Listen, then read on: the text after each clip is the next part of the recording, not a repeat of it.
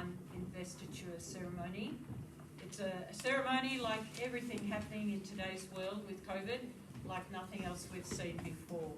To all parents and friends of our students out there, we're sorry you couldn't be here today, but hopefully you can enjoy the filming. We're all going to stand to sing the national anthem.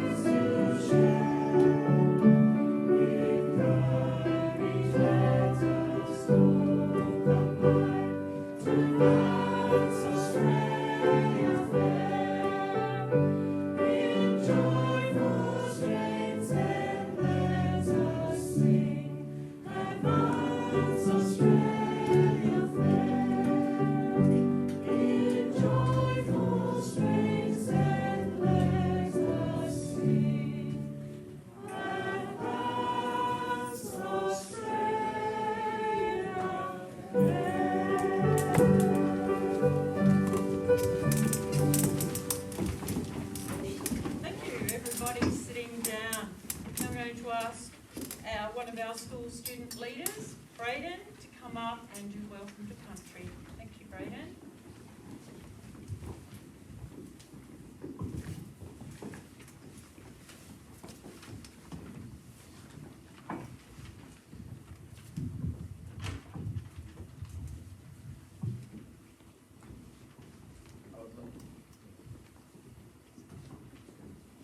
I would like to acknowledge the traditional custodians of this land, of elders past and present. We recognize and respect their culture, heritage, beliefs, and relationship with the land, which continues to be important to every Australian today.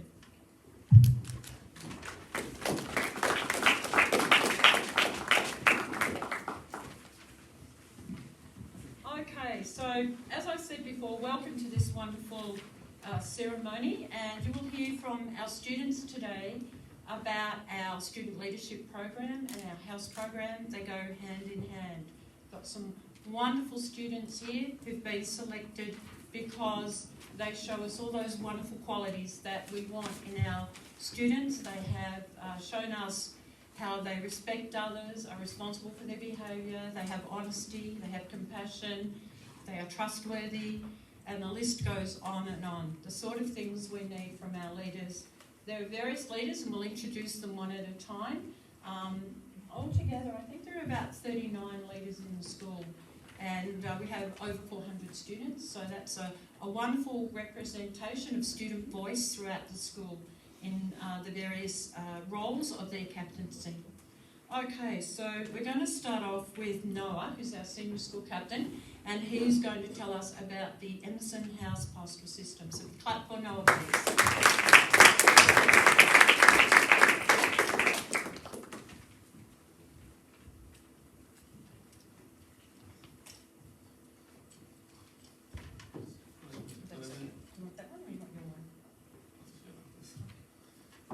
This program started in 2002 with the introduction of 8 house groups, all named after famous and well-respected Australians who were great ambassadors for our country. As you will hear from our house captains in a moment, those people came from all walks of life, but they all had similar traits. They were all persistent. They never let failure get in their way. They practiced at their craft for many hours until they were unbeatable. It did not matter if they were singers, sportsperson, doctors, actors, painters, soldiers, or writers. They set themselves a goal to be the very best they can, and they were not satisfied until they got there.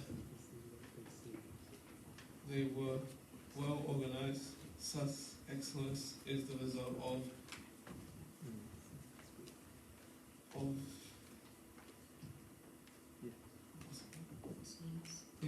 years of planning and hard work.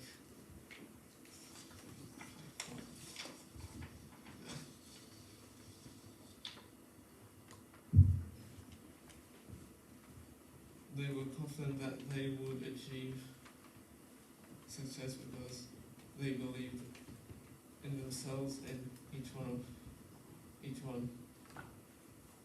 them knew the importance of getting along with each other. Most of all, each one of them knew made the world a better place by just being themselves.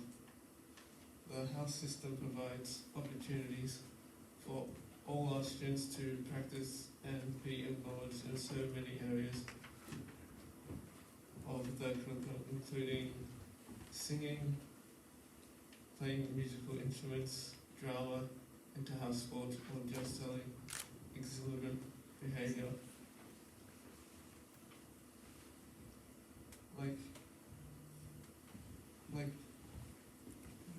Like the famous people who our house are named after, we, the students of MSM, can strive to be the very best we can. Thank you for listening.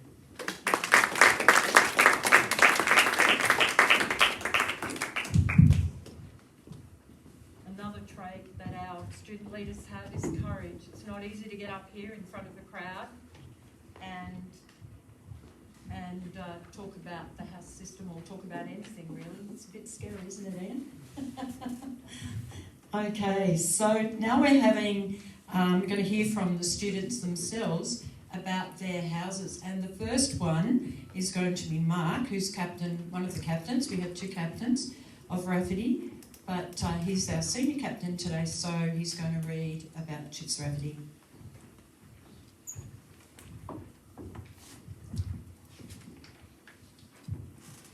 Chips Rafferty was born in Brooklyn Hill on the 26th of March 1909. He was originating named John William Goffridge. He worked in a variety of jobs before making his film in Ants and Pants in 1938. He appeared in, produced and written many films. During World War II, he was in the Air Force and has role included with welfare and entertainment duties. He was tall and friendly with a great sense of humour. Well done. Thank you. And now we're going to hear from Dunlop House Captain, Tiggy, and she's going to read and tell us a little bit about Sir Edward Weary Dunlop. Big clap for Tiggy. Sir Edward Weary Dunlop. Ernest Edward Dunlop was born on 12 July 1907 at Wangaratta. He was a very good student and had an inquisitive mind. He became a doctor and also represented Australia in the Wallabies rugby team. He was very tall, 6 feet 4 inches, fearless and strong. He joined the army not long after his graduation from medical school as a captain. In 1942, he was sent to Java, and when the Japanese captured his hospital, he could have escaped, but he refused to leave the sick people. Many times throughout the war, his bravery saved many lives. Everyone, including the Japanese soldiers, respected his courage and kindness. When Sir Edward Weary Dunlop passed away on the 2nd July 1993, a state funeral was held and more than 10,000 people came to honour him. Among his many qualities, Sir Edward Dunlop had a special gift of forgiveness. Sir Edward Weary Dunlop's name and deeds are linked with compassion, courage, steadfastness and hope. Thank you, Teggy. That was beautiful.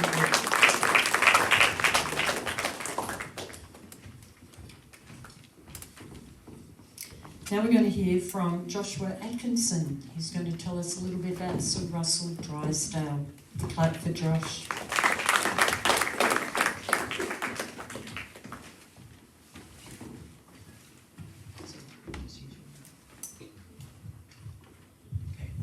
Russell Drysdale. Sir Russell Drysdale was born in England on the 7th of February 1912. He came to Melbourne in 1923. He wanted to be an artist, and he studied with artist and teachers George Bell in 1939. People began to like his work and see his talent. He liked the Australian outback, and its people, and used them as his subject matter.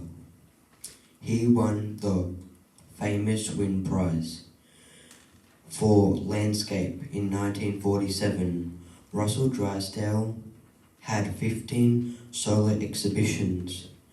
He won a perfectionist worker slowly and painstakingly.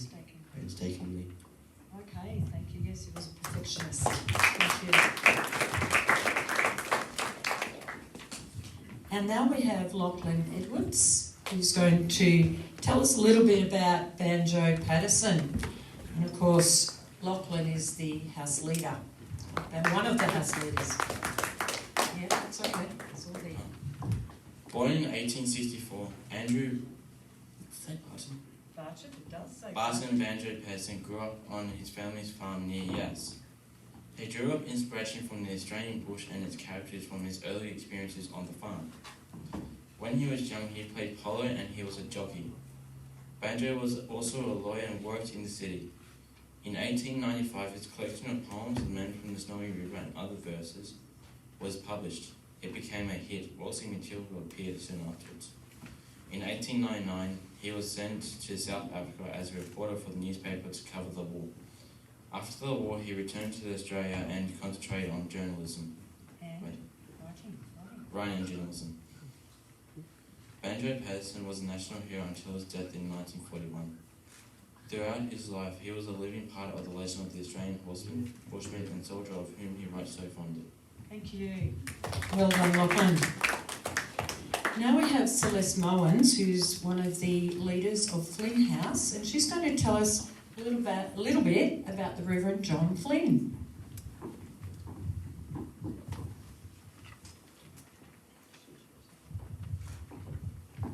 The Reverend John Flynn was born at Molligal, Victoria on 25th November 1880. He started his career as a teacher and then became a church minister in 1911. In 1912, he was asked to survey the needs of people living in the Northern Territory. His report resulted in the setting up of the Australian He wanted the isolated communities to be able to have access to medical facilities, which led the Royal Flying Doctor Service of Australia being established in 1955. He was a kind, humble man with a dry sense of humour and the ability to get along with all types of people. Flynn enhanced the quality of life-distant communities by reducing the loneliness and isolation. Thanks, Celeste. That was lovely. Now, our next House leader, who is going to read about Sir Donald Bradman, unfortunately couldn't make it today. He's up in the country. So we've got a video that he and his grandparents have kindly done for us. So we hope this works, fingers crossed. So over to you, Mr. Bowen and Mr. Wright. So this is Zach reading.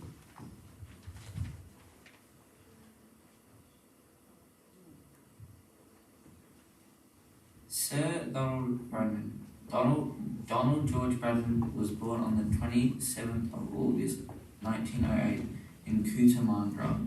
He spent many hours during his childhood playing backyard cricket with a golf ball and stump. No other sportsman in Australian's history has captured the respect and admiration of the sporting public the way that Don has done.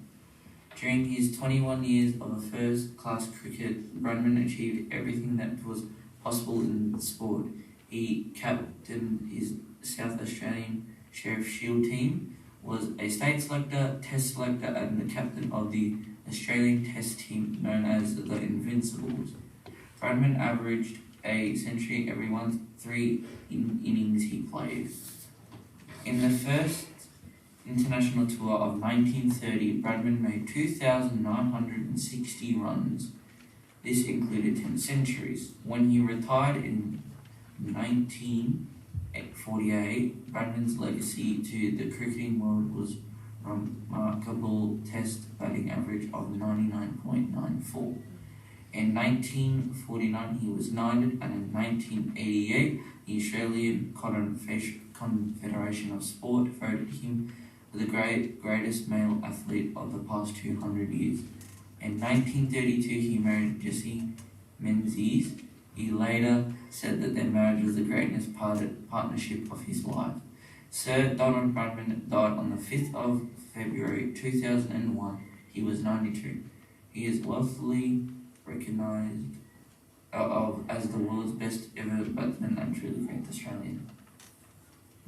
Thank you, Zach, and I hope you're tuning in from where you are in the country, and we want to thank you for going to all that trouble. And I just want to make a special thank you also. Look, there's been lots of people who've contributed today, and if I started listing them, we wouldn't have any morning tea, guys, because we'd be still going to lunchtime. But I just want to thank Mrs. Searle. She's the teacher, the pastoral teacher of Zach, and she organised for that video, and we hope you're back to school soon. So thank you, Zach. Now we're going to have Maddie Cox, and she's going to tell us about Dame Nellie Melba.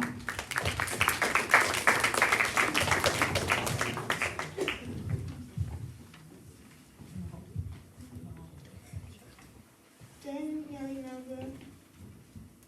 Nellie Melba was born Helen Peters Porter Mitchell on 19th of May 1861 at Richmond in Melbourne. She changed her name to Nellie Melba because she was born there. She began to study singing in 1882. It was the beginning of a 38-year career on stage. Melba was respected all over the world. In 1909, Melba toured all over Australia. She was loved by her fans from all over the world. She made a dam of the British High in 1918 and invited to Dan Grand Cross in the Older in 1927. In 1928, Dan Nellie Melba held her last Australian concert before going back to Europe. She died in Sydney on 23rd February 1931, aged 69. Well done. Thanks, Mary. And we have Devontae, who is the house captain of Cowan House, and he's going to tell us a little bit about Edith Cowan.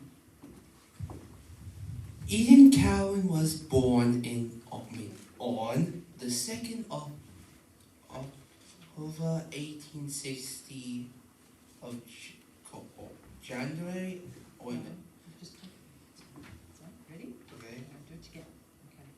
So start from the beginning.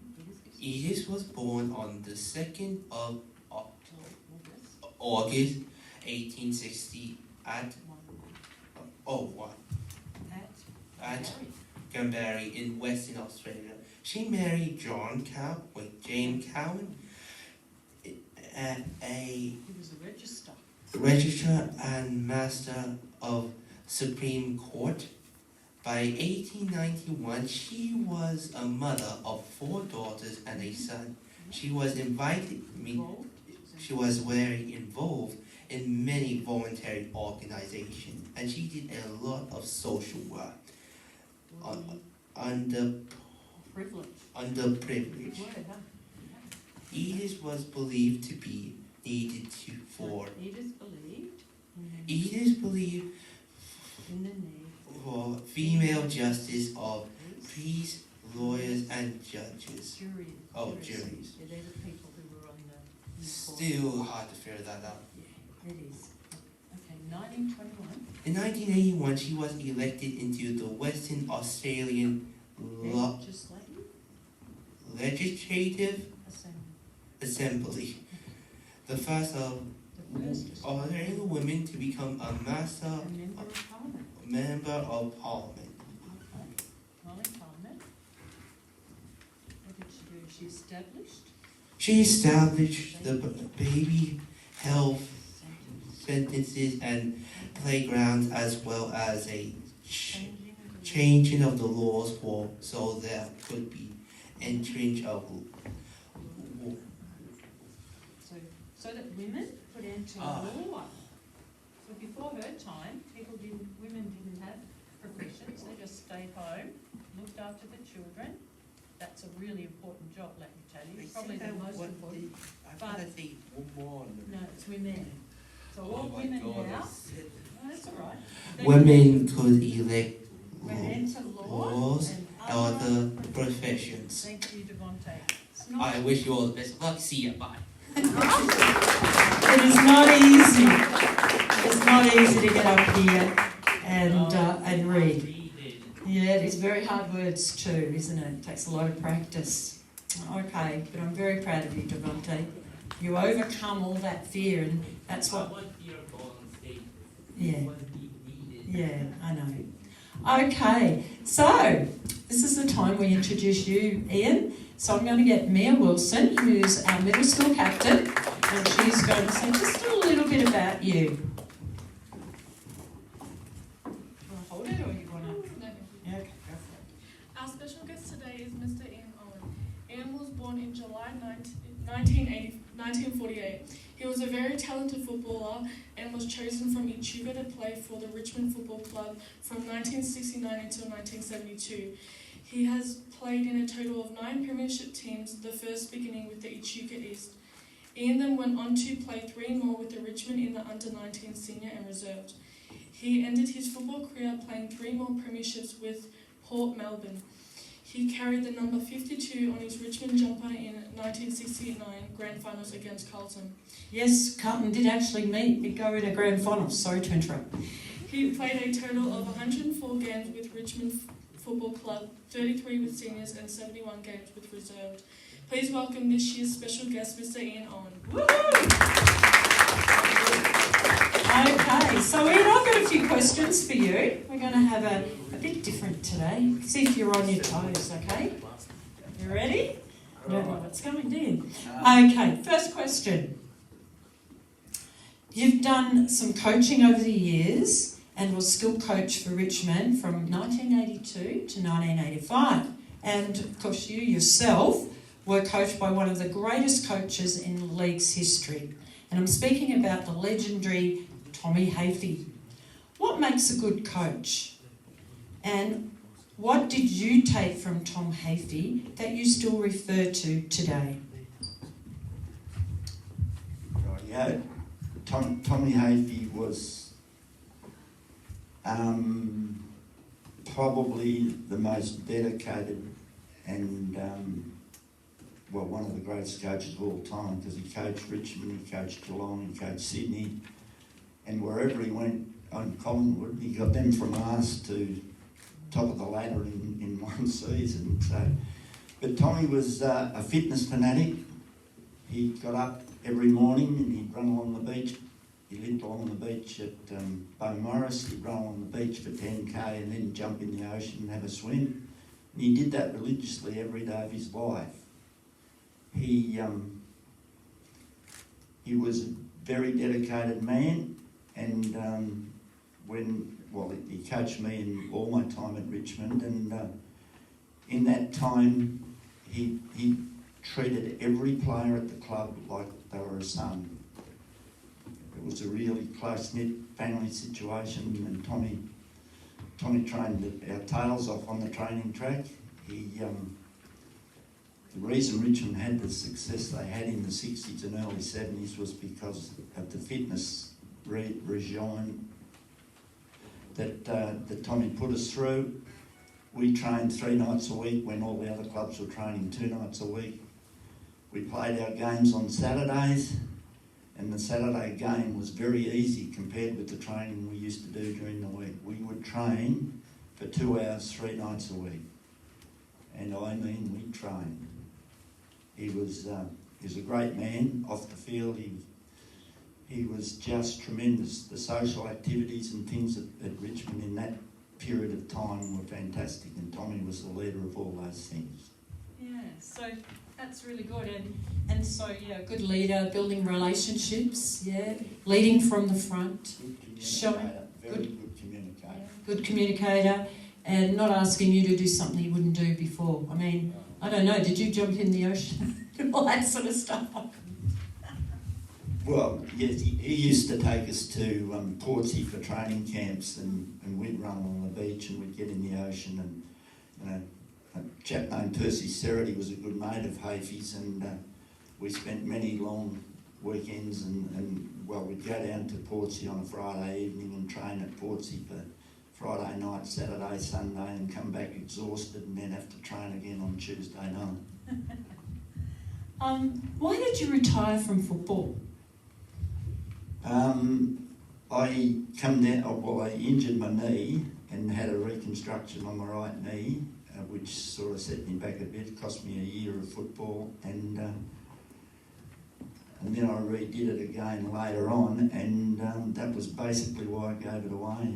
I also had a pretty heavy knock in the head with a knee at Port Melbourne, which virtually put me out of the game. I had a depressed fracture of the cheekbone, 3 breaks, and a broken eye socket, which I've got a metal plate in now to keep me in one piece. My goodness. You have to be very brave to play football, don't you? Or very silly.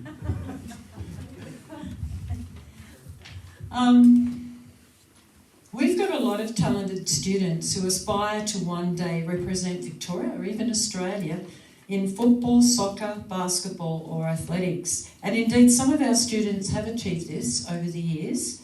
What do you think makes a champion? Well, I've been involved with junior coaching for a long, long time, and I've been with the Dandenong Stingrays now for 20 odd years in various roles. I was with Richmond 1980 to 89 with the under-19s. And I've seen some very talented kids come through football programs. I've coached cricket, I've coached basketball, I've coached athletes, runners, particularly endurance runners from 800 metres to marathon. So I've seen a lot of different athletes, and some who don't have the God-given talent of some of the superstars or the champions surprise you, because when they're coming through they might be a little bit weak in the body and they build their strength because they apply themselves sometimes better than the others. And then they might go on and play AFL senior football, and it's a credit to them that they apply themselves. I believe that anybody that plays a ball sport must spend a very, very lot of time on skills. Repeated skills drills makes you become more efficient when you get into game situations or competition situations. And when you do those skills repeatedly on the training track, you get into the game situation. You don't think about doing things, you just automatically do them. And I think that's a very, very important thing. I say that to all the athletes that I coach. Practice and practice and practice and practice at 100% or close to it on the training. You automatically do these things without thinking about them when you get into game situations. Yeah, I like that, what you said, because it's not so much about the talent that you have, that's important, but if you're not going to practice and listen to the coach, you're never going to get anywhere, are you? We've got our school teams, and it's really important that they follow what the coach says. I know when I've coached over the years, and I've won some premierships, so I've been, I wouldn't say a successful coach, but I put out there. But it doesn't matter what the skill is. If I've got a kid on the team that listens to my instructions, follows my instructions, and then practices and practices, I see them out in the yard practicing, they get better and better. And you know what? They beat the kid who thought he was fantastic, but thought he was too good to listen to the coach or do the skills. So that's really important, isn't it? Yeah. Okay. You've certainly played with some great champions in your time at Richmond. Names like Kevin Sheedy, Francis Burke, Royce Hart, Rex Hunt, Kevin Bartlett, just to name a few. That was a team and a half, wasn't it? Who do you think was the greatest player that you've either played with or against in your football career, and why? Well, the best player that I played with at Richmond was Royce Hart by a fair way. He was an absolute champion. A freak. He was cat-like in the way he could hold his feet. He was a beautiful mark and a beautiful kick. He was an absolute all-round champion, and it came so naturally to him he didn't have to try too hard at it. He really was an absolute superstar. Bit like Dusty is to the Tigers today, I guess. But I think Dusty might have gone past Royce by now. The other one you'd be happy to see is that I played against a chap named Alex Jesaulenko. Oh, yes. And Jesaulenko, he and Hart were very similar in the way they kept their feet. The balance, he was an absolute champion, Jesaulenko. He kicked over 100 goals playing up forward for Carlton when Carlton had a very good side. And there's not many players running around in the AFL today that could play like Jesaulenko, I can tell you that. Yeah. I know when I was a kid growing up, all the boys, not me of course, but all the boys would be out in the footy field during lunchtime at Dandy High, and they'd be trying to do these great marks, going, Jesaulenko, it was really good. I mean, now we try and follow, Dusty, yeah? And some other people. Anyway. You played in the 1965 grand final against Carlton. What? Yes, 69 grand final, yeah. What did it feel like running onto the MCG on grand final day? Well, that's something you will never forget.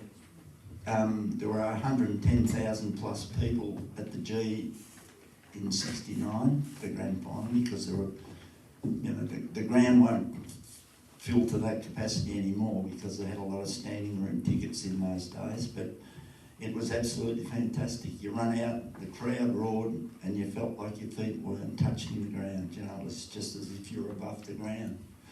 But I can tell you, by the end of the day, when we played 4 quarters, they didn't have interchange then. You played the whole game on the ground, or if you went off, you had to be injured and you were replaced by one of 2 reserves that were on the bench, but you couldn't interchange like they do today. So it was a pretty exhausting day, but a very successful day, and it was a big thrill to play in the grand final and win. And we beat Carlton, which was great. Beating anybody on a grand final would be great, wouldn't it? But you were big rivals, yes. Carlton were a bit of... Miss Russell will be listening in. She'll remember those days, probably. So long ago, though. Okay, in 1969, that year of that grand final, you were doing your national service up in Bandiana near Albury, long way away. Your teammates were training hard under Tom Hafey 3 nights a week. You'd come down from Bandiana to play your game of football and then go back at Bandiana in the afternoon. How did you manage to keep up your fitness?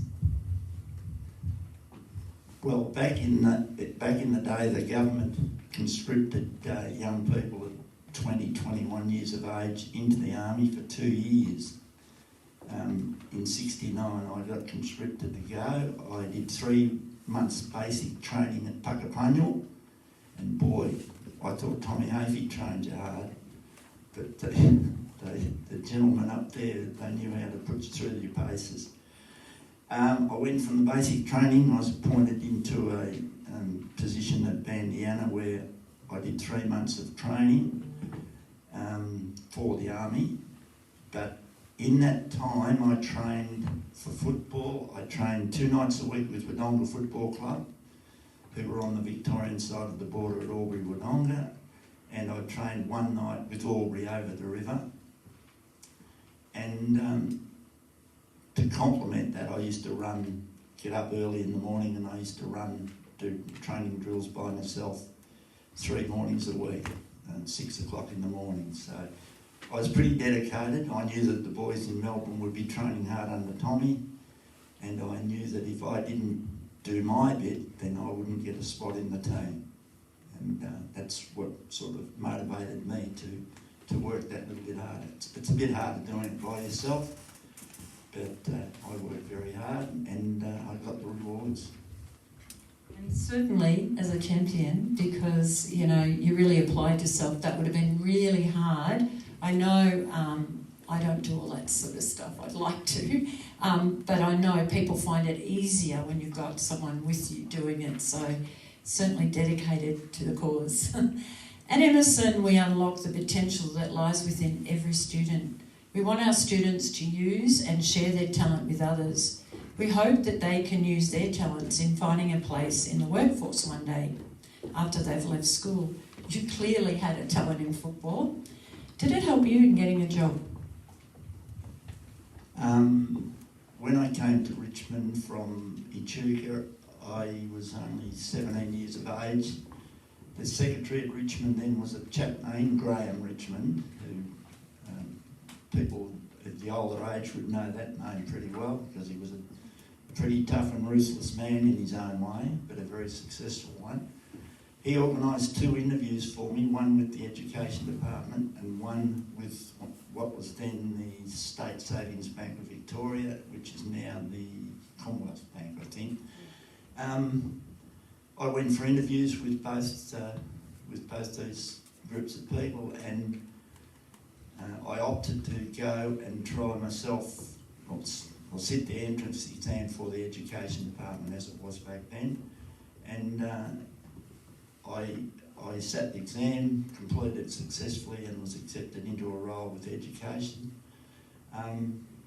And from that day, 45 years later, I was still working for Education, and till I retired in 2013. And I worked in a variety of different roles, but I quite enjoyed my time with Education and met a lot of wonderful people. and had a fair bit to do with one Mr. John Mooney at one stage when he was working at the Monash University at the Cronville Centre. So, yeah, it's a bit of history there. Thank you very much. We do values education at Emerson. We concentrate on a different value each fortnight. What values do you think are important and why? I think the number one thing that I would say to any young people, young students, and any of the footballers, runners, whatever that I've coached, is good manners. I think that's a very, very important one. It doesn't cost you anything to say please, thank you, no thank you, whatever. Please remember that. It's a basic thing in life, but it doesn't cost anything to say hello. The other values, I did write some down somewhere. Well, that's an important one because we do courtesy and talk about the importance of that.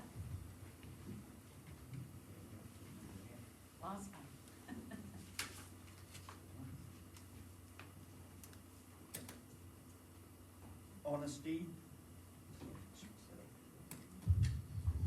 Honesty, respect, and the other one is good communication. I think that's a very important one. You, with your teachers, when you get out of your schooling and you go into a job situation, communication is a very, very important thing. And it is with coaches and students, it is with teachers and students. It doesn't matter what field you end up going into, communication is a very, very important one. Both at school and work situation, work ethic is another one that I would say. Dedication to your tasks at work and at school, courtesy to your parents and your teachers, a very important one. Treat people like you would like them to treat you. That's really one of the things that I've learned, and it'll stand you in stead for life. I really believe that. Okie doke. You've been fantastic, Ian. Thank you. Big clap for Ian. And you're right, that's the golden rule. Treat others like you like to be treated. So, yeah. Now we're going to present the badges. Okay, so I'm just going to go over here and I'm going to call up the students. Okay, so we're going to start with our junior school students. So the first one is for Bo Sawyer. Big clap for Bo.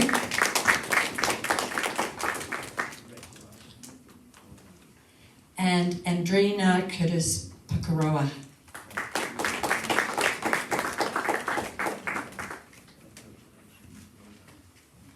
Now we have our middle school student captains, and that is Mia Wilson.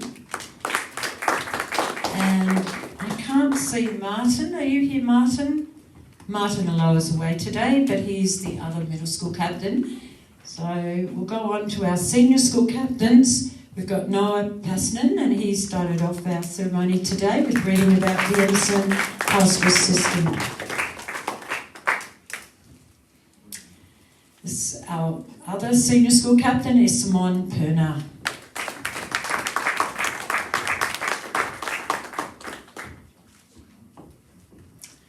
Now, we have some other captains that do various roles around the school. And our first one is our performing arts captain, Hari Venkatasan.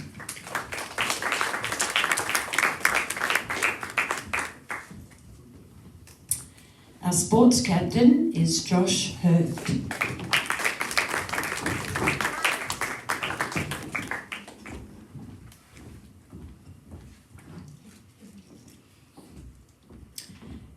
Now, I'd spoken of this young man before. This is our kindness captain, and he's a wonderful young man, and he keeps the whole school looking out for people showing kindness. And then we, before COVID, he would actually help present the kindness awards, but during COVID we haven't been able to have students. But we still send out a cheerio to him each week. That's Cole McFadden. Now this young man is actually from middle school, and for many years now, he has just been going around making our school a better place with collecting the rubbish. First of all, he was one of the people who collected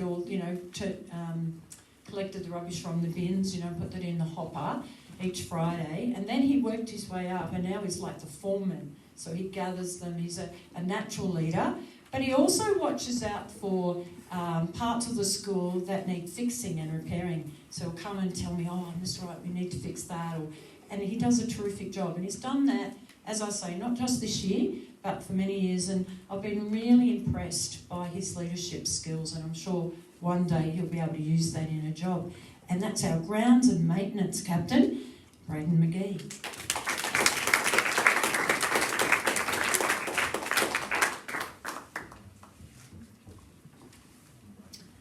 Now, one of the important roles at our school is doing the flags. In the mornings they put the flags up, and in the afternoon they put them down. And I've always been impressed with our choice of flag captains, because I'm really busy during the day and I forget. I don't know if you get busy and forget, but these guys never forget. They know it's an important job, and I'm a very proud Australian, I'm sure you are too. And it's great to see all those flags flying, and you probably noticed them this morning when just terrific. So I'm just going to ask our flag captains up now. We might start with middle school now. Our middle school flag captain is Lachlan Thompson. Lockie's doing a great job. He's always been impressed with the flags, and he's actually going to go up to senior school next year, and he's already got a succession program happening, and he's training up some of our younger people to be flag captains and doing a wonderful job. And in fact, he started this program last year, making sure that Miss Wright would always have her flags up, and he's trained up this young man who does a great job, and he will be doing it next year too, and that's Jada Mack.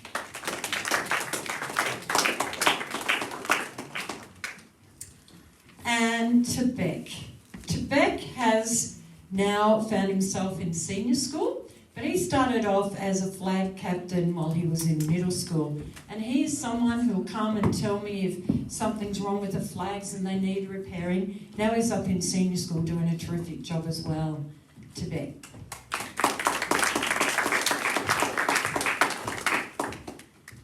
Now these wonderful people are our bus captains. So, it's a really important journey to and from school, and some of our students come from far away distances. Our bus captains just support the staff from the wonderful Ventura Company by picking people who are doing the right thing on the bus. Being safe, because we've got to be safe.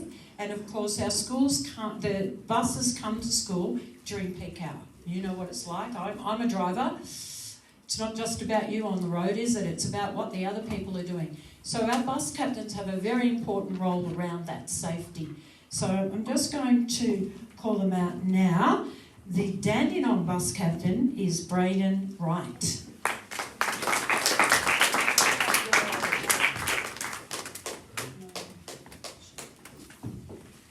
Our Endeavour Hills captain is Adam Johns.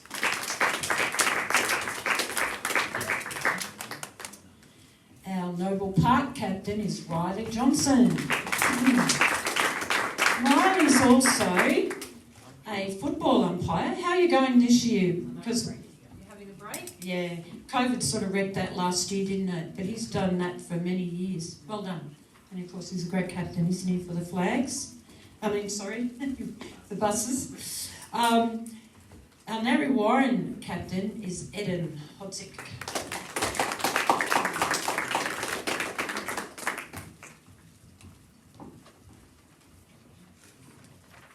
Now this young man is a Richmond supporter, so he's going to be absolutely stoked to shake your hand.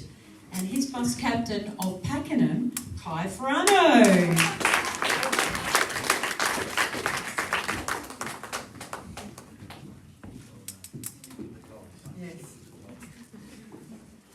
Biased at all. I've tried to bring him over to the Lions, but no, he's a true blue Tigers supporter. And our Cranbourne captain is Marissa Amato.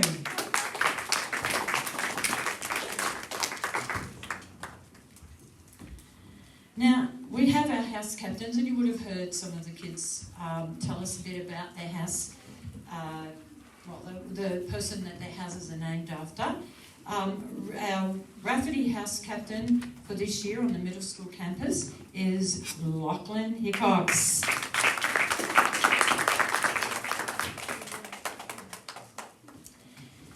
And our other captain, our senior school captain, and we've all heard him read today, Mark Muller.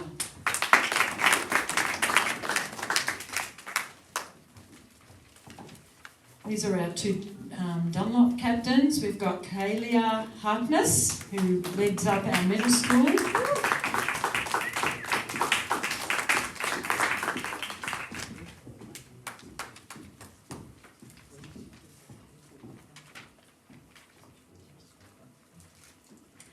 And Teggy Edward.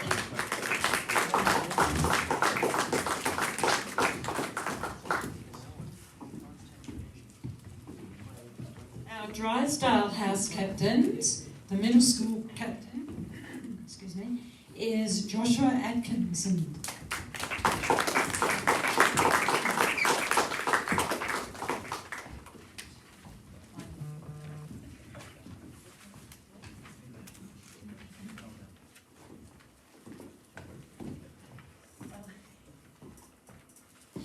Our Dunlop captain in the senior school is Victoria McDonald.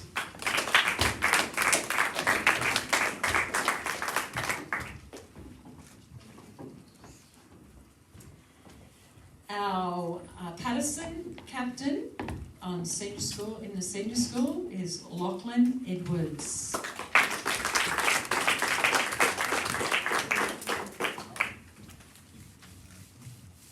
Middle school captain is Nasini Yapa.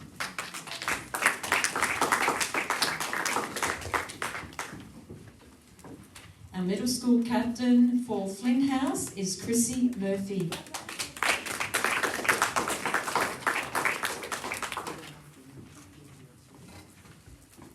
Our senior school captain, it's junior and senior together, it's the Heathen Road campus. It's Celeste Mullins. You've heard her read so beautifully.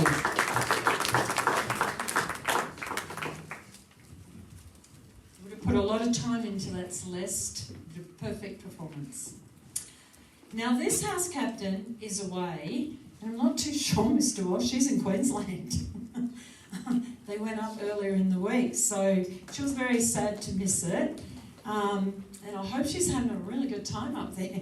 I hope they get on top of COVID in Queensland. And that's Scarlett Jennings. So big hello to Scarlett. I hope you're watching. Congratulations, well done. Yes, hopefully, because this is being streamed live, so hopefully she can see that. And the other young person, again, this young man spoke before, and he will be listening in. That's Zach Llewellyn-Jones. So hi there, Zach. And we'll give that to both of those captains when they come back. Now we're up to our Melbourne captains. And this is a beautiful name, Madeline Cox, also known as Maddie. Did a great job telling us all about playing in Melbourne. And this young lady is our middle school captain, and it's Catherine Dean.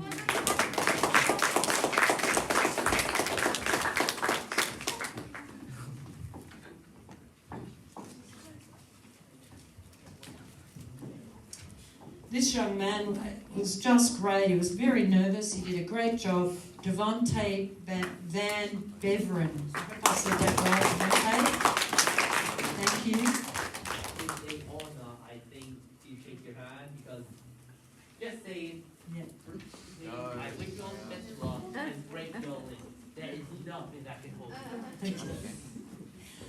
And this young man is our other Cowan captain. It's Thomas Tang.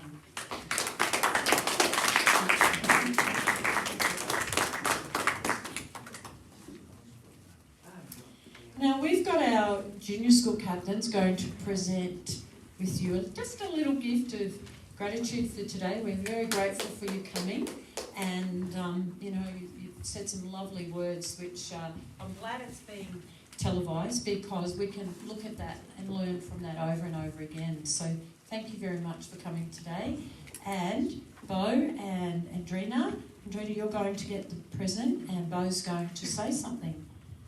So we just wait for Andrina to come over. Do you want to come right here so that we get you on the camera?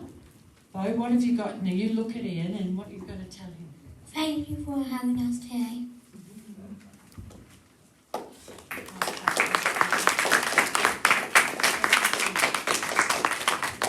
Now we can take a break. We're going to sit down, we're going to relax, and our wonderful band, our Emersonian band, are going to play another great song about Australia, and it's called My Island Home. Big clap for our wonderful band.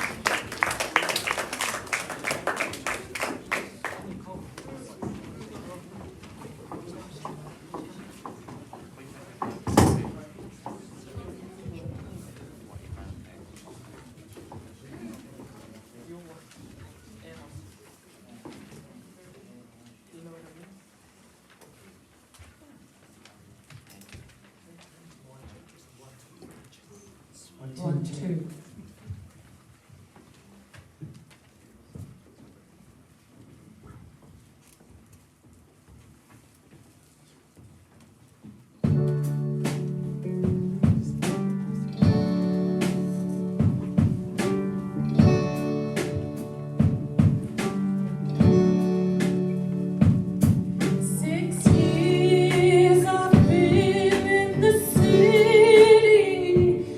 Every night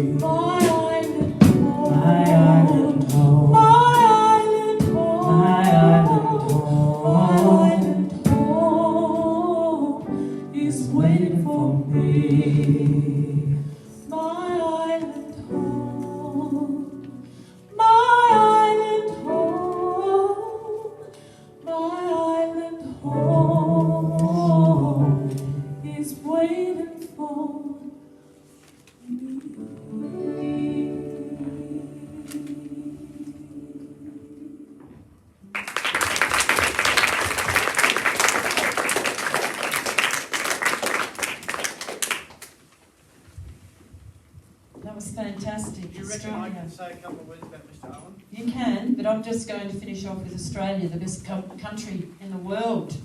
We didn't need COVID to tell us, but COVID reinforced that.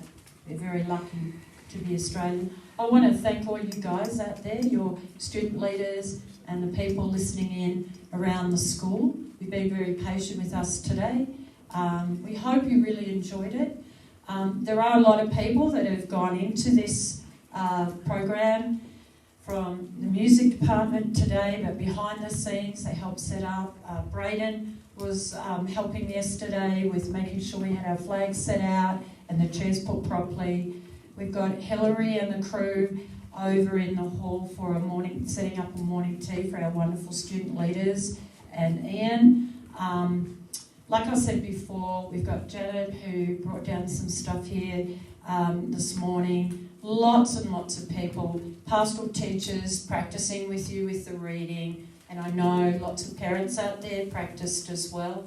So thank you everyone if you contributed to today's program. We really appreciate it. And Mr. Minnie, if you'd like to finish us off here. I said to Mr. I'm not on the agenda because I'm here to enjoy, but I thought I should say something. And I said to Mr. Owen, if you don't ask, you won't receive. Right? So never be afraid to ask a question. And my door is always open.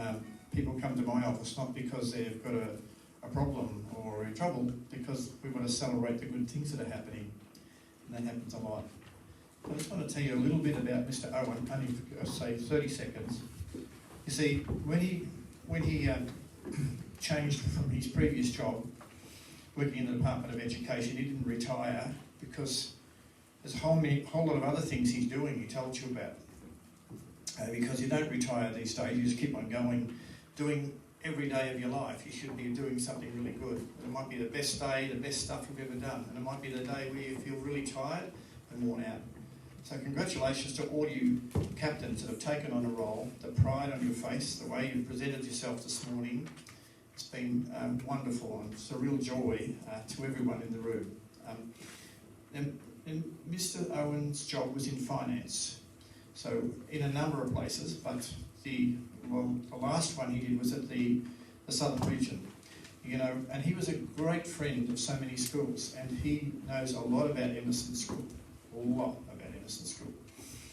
He helped me out a lot when I came here in 1998. So I worked for 15 years with Mr. Owen in the roles that he was playing, and particularly the one in the centre of Melbourne, but also out here.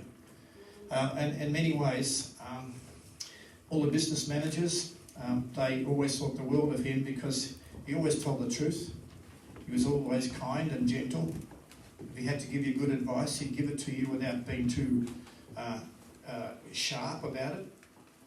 Even if he had to give you an instruction, he'd do it in a way where it was coming from a friend. And I know at his when he finished his job, I had to go to a bit of a farewell celebration of his life, and I went back in my old letters, and I found a letter addressed to me from Mr. Ian Owen in 1977. All right, so he just come out of the Richmond days, and here he was working in the finance days. And you asked him which was the most important job. They were all important jobs. But one of his jobs was helping our school directly in a lot of the ways that Mrs. Carlin did business and the way I did business. And our business was creating a great school, along with the students and the staff, making this place a great place. He was always a person that I could approach, and he would never say, "What do you want?" His manners, he said the first thing he said was good manners. He always showed good manners, but he always spoke the truth, and it had to be the truth. Sometimes it might have been something that the listener didn't want to hear, but he was giving good advice, and he did it in a caring and kind way. So honesty, caring, kindness, he's lived by that all the time I've known him. And just to finish, he was born in a really good year, the same year as me. A lot of great people were born in 1948, and I don't mean you have to be famous, but they did great things. kindness, helpfulness, service. He went to national service, and the way he got to national service was they put their hand in a barrel and take out a little marble, and if your birthday come out, you had to go in the army. And a lot of mums and dads didn't want people to go in the army. They didn't want the young boys or girls to go in the army because it wasn't too long after the last horrible war, and they didn't want their kids to go to war. All right, my birthday in the same month didn't come up, and my mum was really happy. I couldn't work out why. I wasn't mature enough. And so everything he's done, he's been a very tough man. Tough, strong hands. I always worried when I had to shake Mr. Owen's hand because he'd break the bones in your hand. So if you haven't shaken his hand today, go and have another handshake. Say, oh, it's really great to be here. Just go up there pretending you're having a good talk, but just to see if he'll shake your hand. Because I always had to really hold my hand close together, the bones, even though I've got a strong hand. Because he had a very strong handshake. It's much better than a weak handshake. So he always looked you in the eye too. He looked everybody in the eye when he gave you badges. So he's been a really great person to have here. And on that letter, I asked him to do something, and he said, I've followed it up, John. It's all is well, we've got that all organised. And my job at Monash University, one of my jobs, was to go over to his office at the Monash Teacher Centre. That's where he was. Near the corner of Blackburn and Ferntree Gully Road, in the shopping centre there, and I'd go up there and he'd present me with an envelope. And it was an envelope with all the pays to be paid every fortnight. I had to be he was a paymaster there, sort of. And I had to go back to Monash, where I was coordinating all the people who were studying, and they had come into my office and get their paycheck. And they got paid, 67 people, every fortnight, because of Mr. Owen's hard work. And he did it every day, every day, every day, every day, and he didn't get bored. Because that's what life's all about. You keep on doing it. It's like breathing. You've got to do it more than once. So it's a real great honour to have Mr. Owen here today, because he's in one way he's gentle and kind, and he's got smiling eyes. But to play for Tommy Hafey, who was also like a father to all his players, and to run with Percy Ceredy, because they made you run until you dropped. They made you run until you dropped. And if you'd find it hard to get home. Percy Ceredy, trained Herb Elliott, the great mile runner. And I've got a photo of Mr. Owen, not just the one that's on the screen behind, but one down there in the South Melbourne ground was a whole lot of footballers started running in a professional footballers race. Is that correct?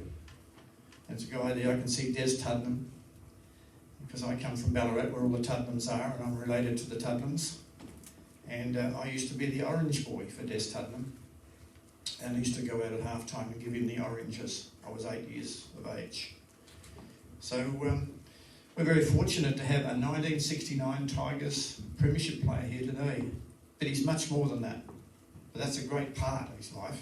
But he's a lot more than that. All those values he was telling you about, he's lived them. And the first one he said was good manners. So you'd never use, just take a leaf. You never always look to say hello, to say thank you. I listened to the words he said. He didn't say the word hello. He said a lot of other things. But the hellos and the thank yous, he even said thank you. These are the key words. You'd never use bad language. So if you use any bad language or words that are not appropriate, well, bit by bit, as you mature and grow up, you cut them out. You don't say them. I've got to be a good model for all the students, so you don't hear me talk bad language.